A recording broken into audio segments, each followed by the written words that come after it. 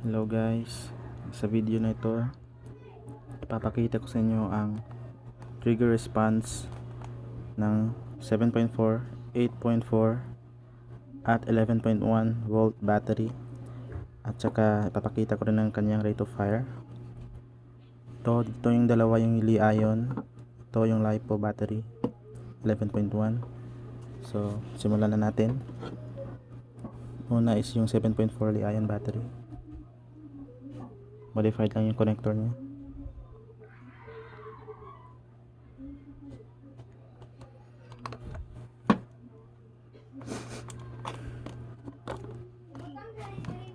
Yung unit ko is Tiangong ARP9V3, yung metal gearbox, stock lahat. Sige, start. Semi, full auto lang. Yun po, full auto.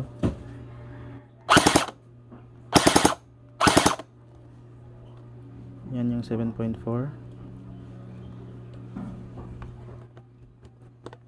Tinggalin natin. Next is yung 8.4 volts na Li-ion.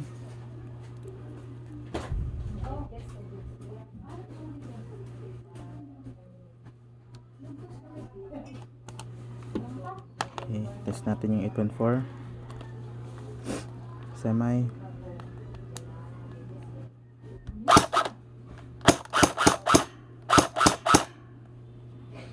full auto.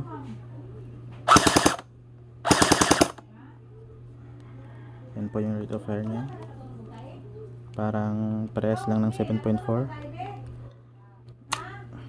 Next is yung 11.1 volt na LiPo battery. Connect natin yung battery. Okay, semi, full auto.